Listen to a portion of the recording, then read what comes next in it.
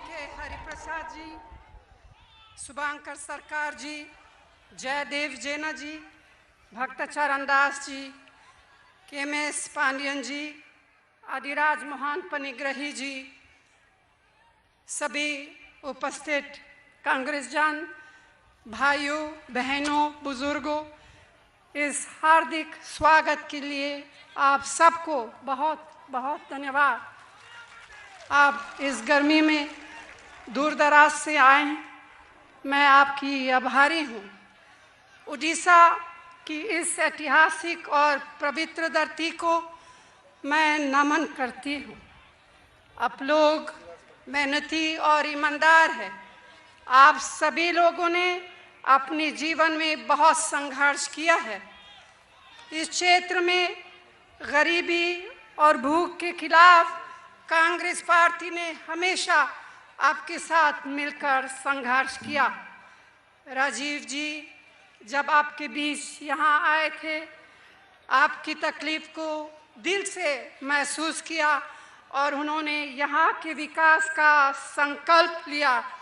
इसके लिए अलग से एक के काउंसिल बनाया जिससे द्वारा तमाम योजनाएं उस समय हुए थे।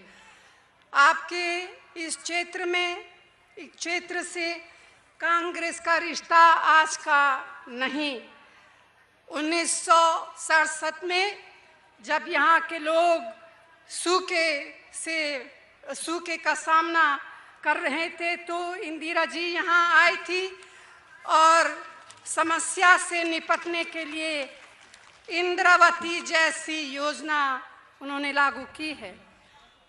यहाँ नज़दीक न्यामगिरी के आदिवासियों को जब इस राज्य की बीजेडी सरकार उजाड़ रही थी, तब राहुल जी फौरन यहाँ पहुँचे और पूरी कांग्रेस आदिवासी भाइयों के साथ डटकर खड़ी रही और प्रदेश सरकार के मंसूबों को पूरा नहीं होने दिया।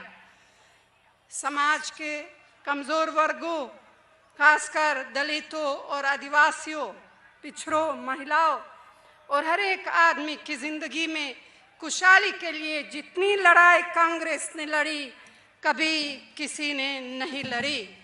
इसी का नतीजा है कि पहले के मुकाबले आज सभी वर्गों की हालत पहले से बेहतर हुई है। ओडिशा में यह काम और भी अच्छी तरह हो सकता था, लेकिन अफसोस की बात है कि यहाँ हमारी पार्टी की सरकार न होने से विकास के कामों पर ठीक से ध्यान नहीं दिया गया।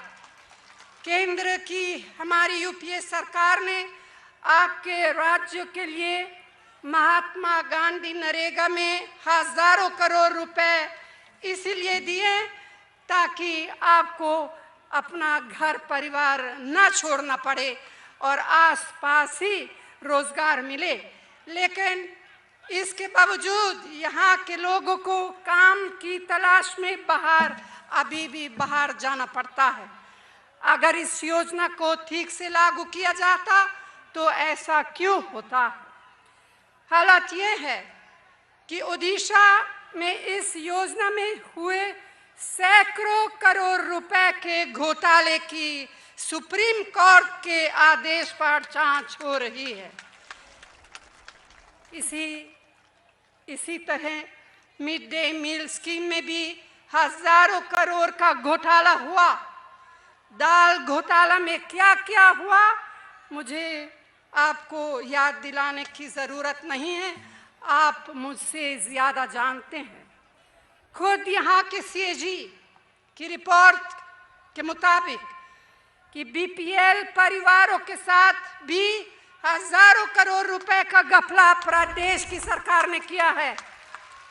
एक आयोग ने कहा है कि हजारों करोड़ रुपए का घोटाला तो एक ही खदान में हुआ और अगर दूसरी खदानों के घोटालों को भी मिला ले तो रकम लाखों करोड़ तक पहुंच जाएगी।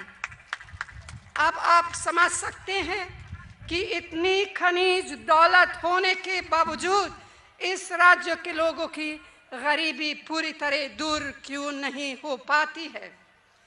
चिट फंड कंपनियां लोगों के हजारों करोड़ रुपए लूट जाती है, मगर उनके खिलाफ ठोस से जांच तक अभी तक जांच नहीं हुआ।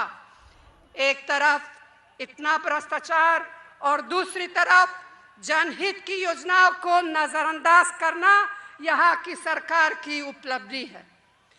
इंदिरा गांधी पेंशन योजना में मेरी बहनों के लिए हमारी सरकार ने खूब पैसा दिया, लेकिन राज्य सरकार ने उसे बांटने में भी भेदभाव किया, सही जरूरतमंदों तक नहीं पहुंचाया।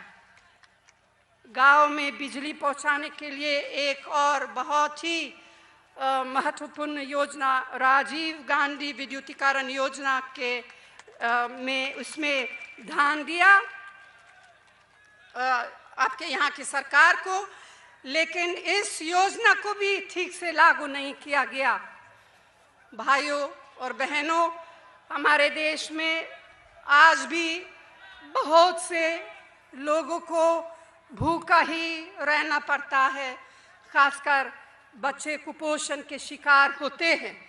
इसलिए तमाम मुश्किलों का सामना करते हुए हमने खाद्य सुरक्षा के जरिए सस्ता दरों पर गरीबों को राशन का अधिकार दिया।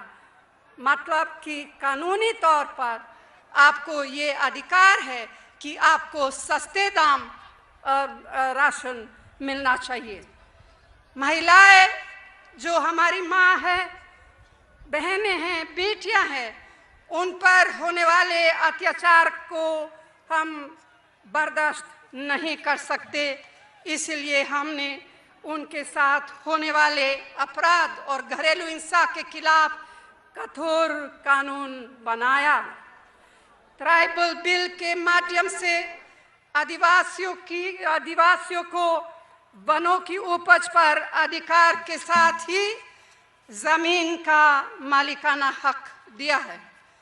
आदिवासी और दलित और हमारे दूसरे भाई बहनों को जमीन को लेकर बहुत मुश्किलों का सामना करना पड़ता था। कभी कभी विकास के नाम पर उनकी जमीन छीन ली जाती थी, जिसे उन्हें दर दर की ठोकरें खानी पड़ती थी। और आज तक आपके यहाँ के बहुत से ऐसे लोग हैं जिनकी ज़मीनें ले ली गईं और उनका पुनर्वास अभी तक नहीं हुआ।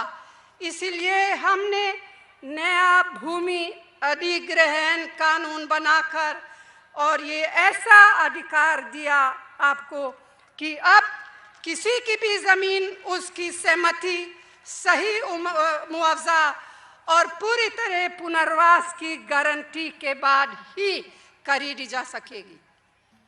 मेरी बेटियां पढ़े, तरक्की करे और आत्मनिर्भर हो, इसके लिए शिक्षा संस्थाओं के साथ ही उन्हें स्कॉलरशिप जैसी सुविधा भी दी है।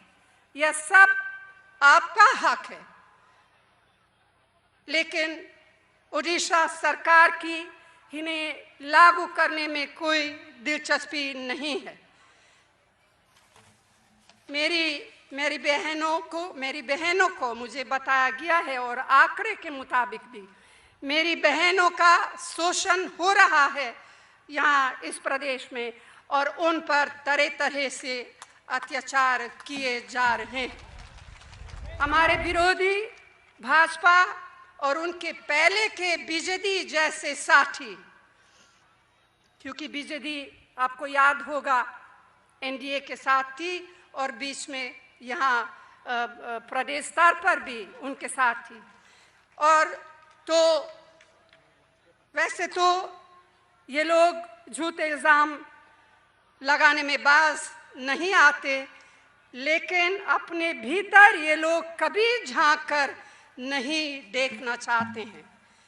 पिछले 10 सालों में हमारी यूपीए सरकार ने बिना भेदभाव खूब आर्थिक सहायता आपके प्रदेश को दिया, आपके विकास के लिए, आपकी तरक्की के लिए हजारों हजारों करोड़ दी हैं।